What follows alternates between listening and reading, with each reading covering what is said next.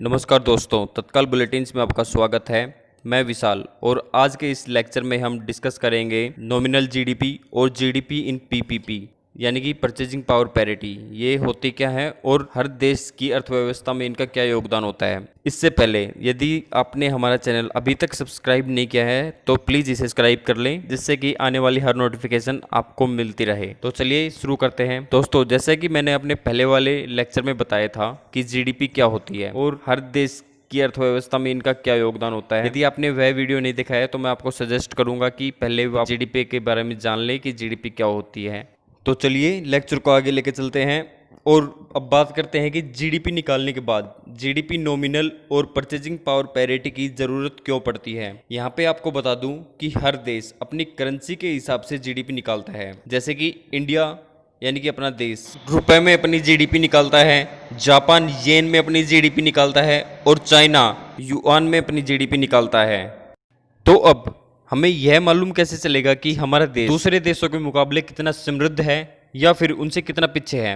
इसको आसान बनाने के लिए कॉमन करेंसी डेनोमिनेशन की जरूरत पड़ती है, यानी कि आम मुद्रा संप्रदाय की, और ये आम मुद्रा डॉलर होती है।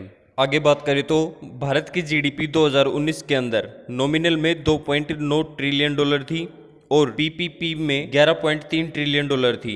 आगे बात करें तो नॉमिनल जीडीपी में डॉलर की वैल्यू क्या लेंगे और पीपीपी में डॉलर की वैल्यू क्या होगी। क्या यह वैल्यू मार्केट वैल्यू रहेगी या फिर कोई नई वैल्यू होगी। इस चीज़ को समझने के लिए हमारे पास दो मेथड मिलते हैं जो कि एक्सचेंज रेट को काउंट करने में मदद करते हैं।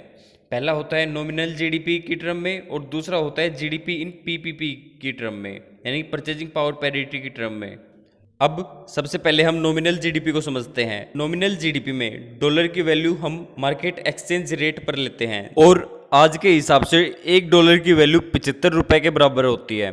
जितना गुड्स हम अपने कंट्री के अंदर प्रोड्यूस कर रहे हैं उसकी जितनी कीमत बनती है अपनी कंट्री के अंदर, उस सभी को डॉलर में कन्वर्ट कर देते हैं। जैसे जितना गुड्स प्रोड्यूस हो रहा है उसको मल्टीप्लाई कर देंगे प्राइस ऑफ गुड्स से, यानी कि जितना उसकी वैल्यू है। गुड्स का प्राइस हम लेते हैं तो उसको करंट मार्केट प्राइस यानी कि जो अभी मार्केट में उसकी वैल्यू है उसके हिसाब से उसको कैलकुलेट करेंगे तो ये हमारे पास नॉमिनल जीडीपी निकल जाएगा।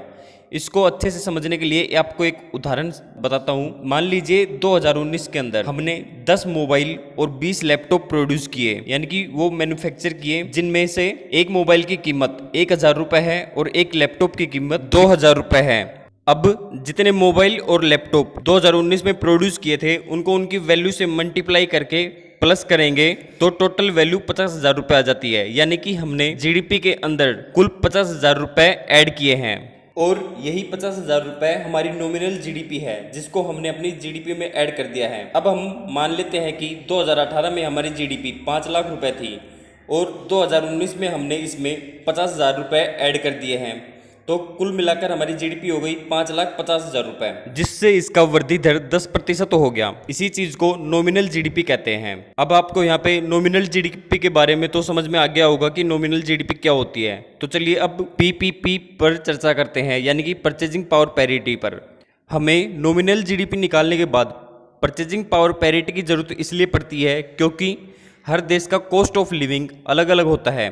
जैसे कि मैं अब आपको एक उदाहरण के माध्यम से समझाता हूँ। यदि आप अमेरिका के अंदर रह रहे हैं तो आपका किराया भारत से ज़्यादा होगा और भारत में आपका किराया कम लगता है। इसी चीज़ को दूसरे माध्यम से समझे तो यदि आपने एक कप चाय अमेरिका में खरीदी है तो उसके लिए आपको $1 अदा करना पड़ेगा, और यदि वही चाय आपने भारत में खरीदी है तो उसके लिए आपको 10 रुपये पे करने पड़ेंगे। यही होती है कॉस्ट ऑफ लिविंग, जो कि हर देश की अलग अलग होती है। जैसे कि अमेरिका की भारत से ज़्यादा है और बात करें तो अफ्रीकन कंट्रीज़ की, इनकी भारत से कम है। यहाँ पर हम डॉलर से रुपए में मार्केट एक्सचेंज करते हैं जो कि बिल्कुल स्टिक नहीं बैठता नॉमिनल जीडीपी के अंदर, इसलिए हमें पीपीपी की टर्म में जीडीपी को निकालना पड़ता है। और एक देश से दूसरे देश की लिविंग स्टैंडर्ड को कंपेयर करने के लिए हमें पीपी की टर्म में जीडीपी निकालनी पड़ती है, क्योंकि ये बहुत ही उपयोगी होती है इस केस में। अब हम नॉमिनल जीडीपी और पीपीपी को आपस में कंपेयर करके देखते हैं। तो जैसे कि हम मान लें कि 2020 में हमारी जीडीपी 15,000 रुपये थी। अब इसको नॉमिनल की टर्म में काउंट करेंगे तो यहाँ पे डॉलर की वैल्यू हम वही लेंगे जो अभी मार्केट वैल्यू है। जैसे कि अब $1 की कीमत 75 रुपए के बराबर है। अब 15,000 रुपए को 75 से हम भाग दे देते हैं तो यहाँ पे डॉलर की वैल्यू 200 आ जाती है। अब इसी चीज़ को हम पीपीपी की टर्म में काउंट करते हैं तो मैंने आपको चाय का उदाहरण दिया था, जैसे कि $1 आपको यूएसए में पे करना पड़ेगा और भारत में उसी चाय के लिए आपको 10 रुपये पे करने पड़ेंगे। तो यहाँ पे $1 की कीमत 10 रुपये के बराबर है। अब इस चीज़ को कैलकुलेट करके देखते हैं तो 15,000 हमारी टोटल जीडीपी थी। अब इसको डॉलर में कन्वर्ट करते हैं तो $1500 बनती है। अब यहाँ पे आप देख सकते हैं कि कितना डिफरेंस है नॉमिनल जीडीपी में और पीपीपी जीडीपी में। यही होती है कॉस्ट ऑफ लिविंग, जो कि हर देश की अलग अलग होती है। इसी के हिसाब से जीडीपी काउंट होती है। लेकिन जीडीपी को पीपीपी की टर्म में काउंट करना इतना आसान नहीं होता। ये तो मैंने आपको एक छोटा सा उदाहरण दिया था एक चाय का, लेकिन आप सपोज करिए कि पूरे देश में कितनी चीज़ें हैं और कितनी मैन्युफैक्चर होती हैं, तो हर चीज़ की अलग अलग कॉस्ट ऑफ लिविंग होती है।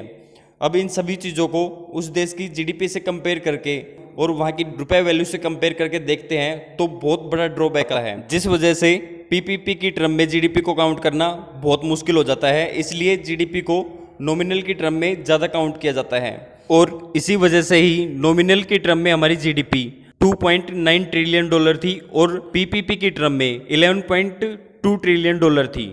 तो ये था इस पूरे टॉपिक का एनालिसिस। आई होप आपको ये टॉपिक समझ आया होगा। यदि आपका कोई भी डाउट, कोई भी कन्फ्यूजन रहता है तो आप कमेंट बॉक्स में कमेंट कर सकते हैं। और यदि आपने अभी तक हमारा चैनल सब्सक्राइब नहीं किया है तो प्लीज़ इसे सब्सक्राइब कर लें, जिससे कि आने वाली हर नोटिफिकेशन आपको मिलती रहे। और यदि आप गवर्नमेंट जॉब की तैयारी कर रहे हैं तो इस चैनल पर आपको करंट अफेयर से रिलेटेड एक ब्रीफ नॉलेज मिलेगी। हर टॉपिक के बारे में, जो भी करंट अफेयर में चल रहा है उसके बारे में पूरा टॉपिक डिस्कस करेंगे, जो कि आपकी आने वाली परीक्षा के लिए उपयोगी होगा।